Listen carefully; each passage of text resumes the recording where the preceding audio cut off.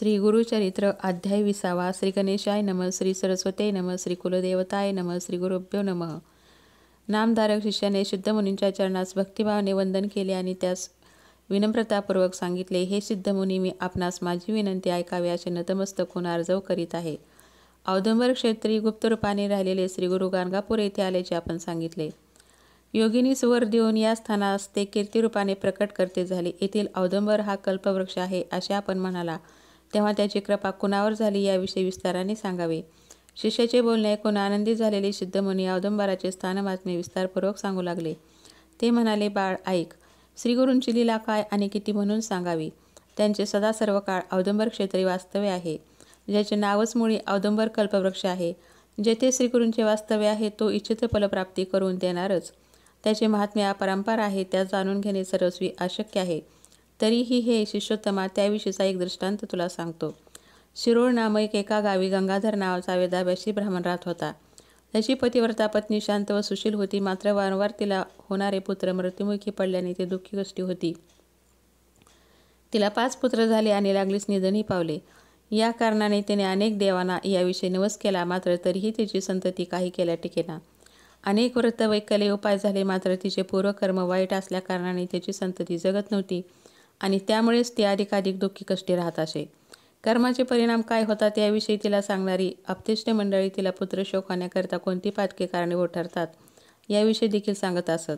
काही जाणकारांनी याविषयी तिला संतती न जगण्याचे कारण ही तिच्या पूर्वजन्मातील कर्माचा दोष आहे असे सांगितले. ज्या तामसी रागीट स्त्रिया गर्भपात करून घेतात त्या पुढील जन्मी वांज राहतात किंवा त्यांची संतती मरण पावते. जो घोडा आणि गाय यांचा वध करतो तोही वांज निपुत्रिक राहतो. तसेच जो दुसऱ्यांच्या पैशाचा अपहार करतो तो देखील पुत्रहीन होतो. ते विद्वान ब्राह्मण त्या स्त्रीस म्हणाले, तुझे पूर्वकर्म दूषित आहे हे आम्हाला स्पष्टपणे कळून आले आहे.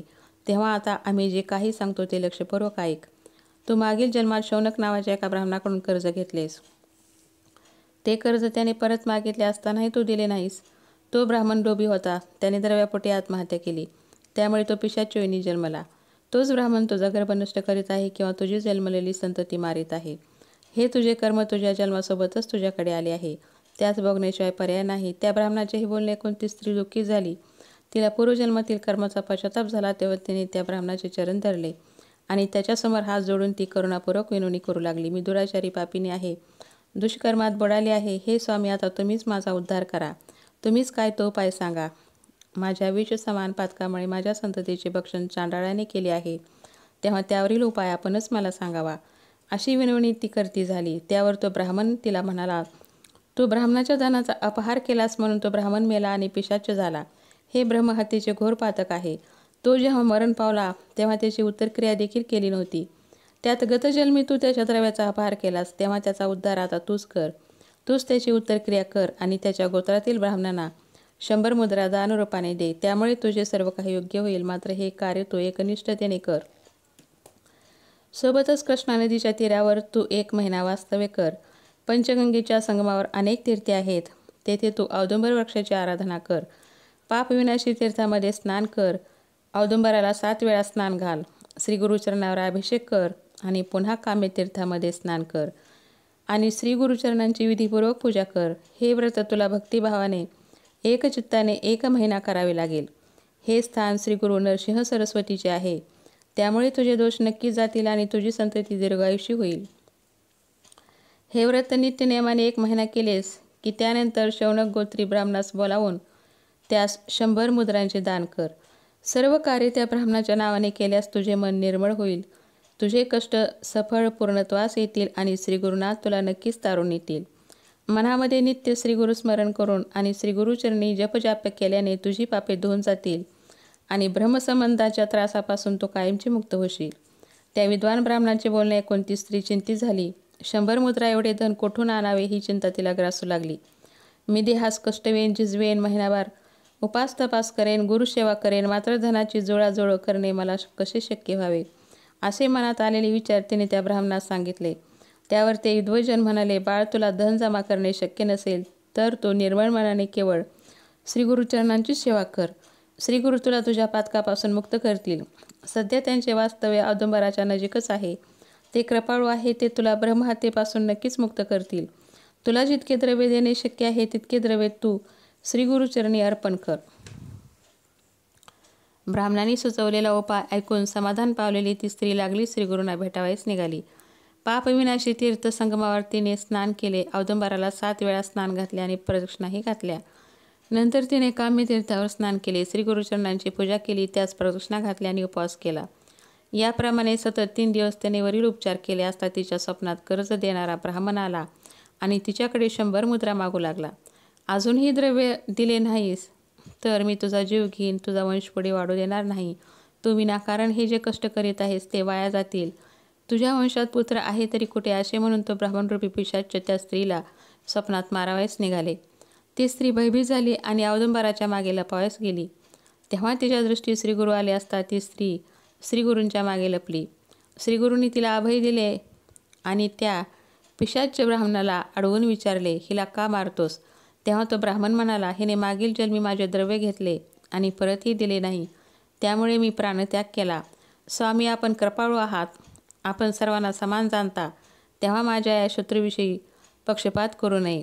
त्याचे बोलणे ऐकून श्रीगुरू क्रोधित झाले आणि म्हणाले, तू माझ्या भक्तांना त्रास देतोस, आता मी तुला शिक्षाच करतो. मी सांगितल्याप्रमाणे जर तू वागलास तरच तुझे हित आहे. या कारणाने तुला सद्गती प्राप्त होईल आणि पिशाची योनीतून तुझी सुटका होईल. ही ब्राह्मण स्त्री तुला जे काही द्रव्य देईल त्यात समाधान मानून घे. हे पटत नसेल, रुचत नसेल तर येथून निघून जा.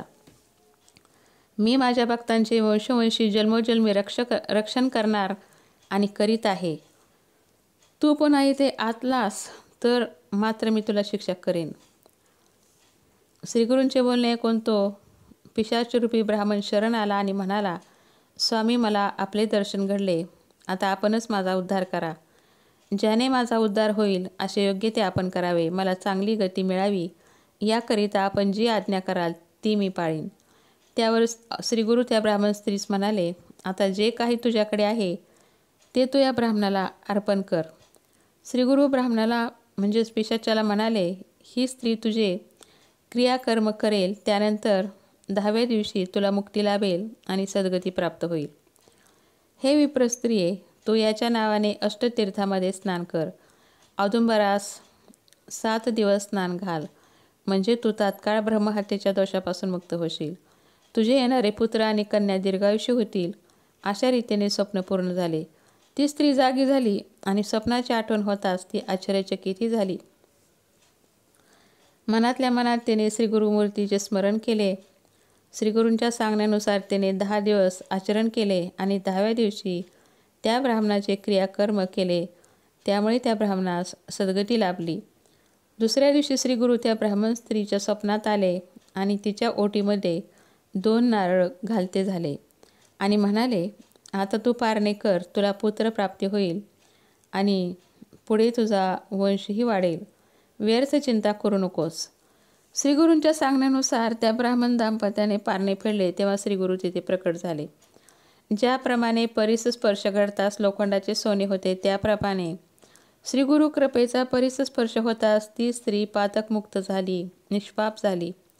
पुढे त्या स्त्रीने 1 जुळे पुत्र प्रसविले, जे पुढे श्री गुरुकृपेने शतायुषी झाले. काही काळानंतर पहिल्या मुलाचा व्रतबंध आणि दुसऱ्या मुलाचे चौलकर्म शेंडी धारण करण्याचा विधी करण्याचे उभयता पती पत्नीने ठरविले.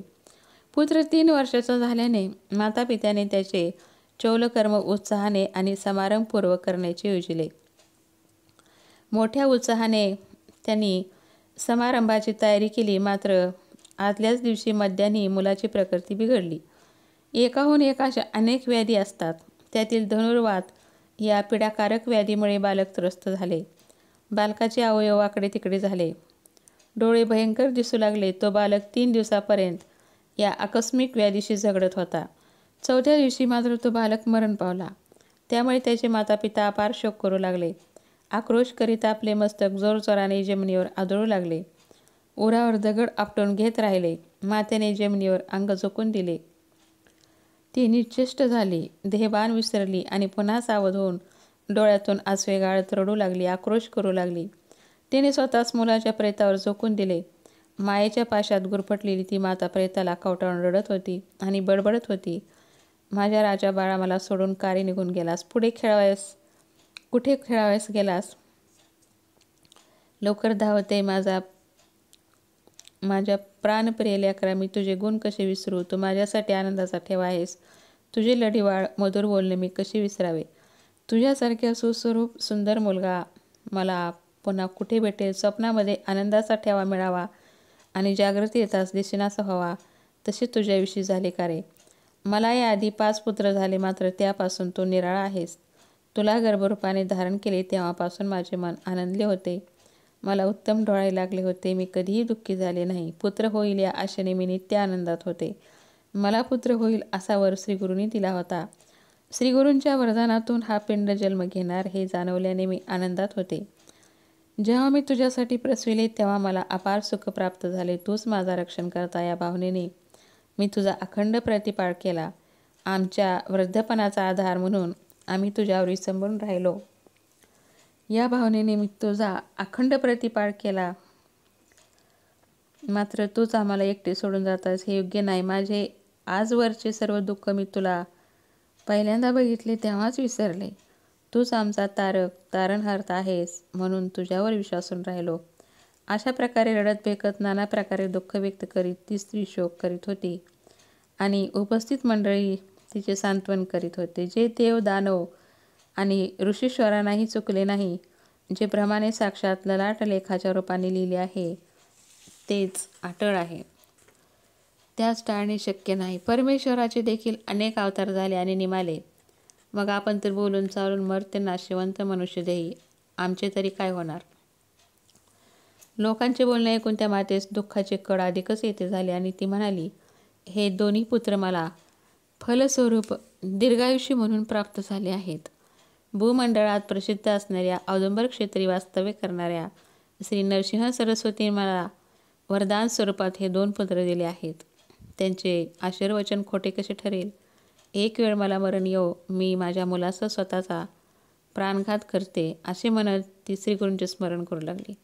देवा, तू मला गांजलेस. मी तुझ्यावर विश्वास ठेवला. तुमचे वचन सत्य मानले.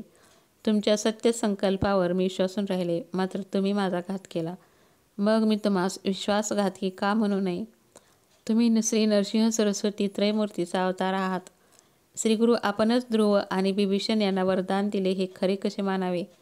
मी तुमच्या बोलण्यावर विश्वास ठेवला आणि तुम्ही माझी उपेक्षा केली. आता मात्र मी मन कठोर करून तुमचे नाव घेत प्राण सोडणार आहे.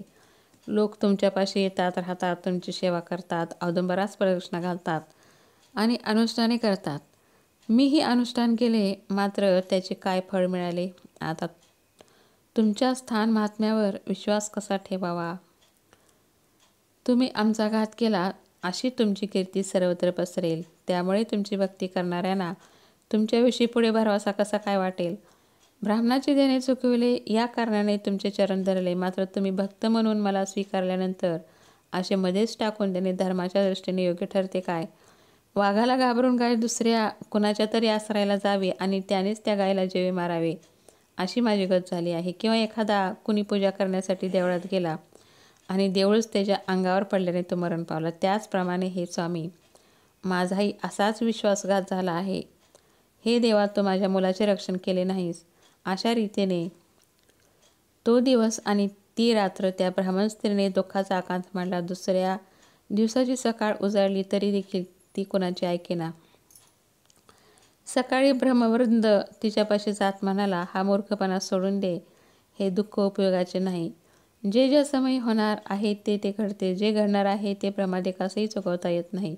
आता गंगेवर जाऊन या मृत बालकावर प्रेतसंस्कार करावयास हवेत.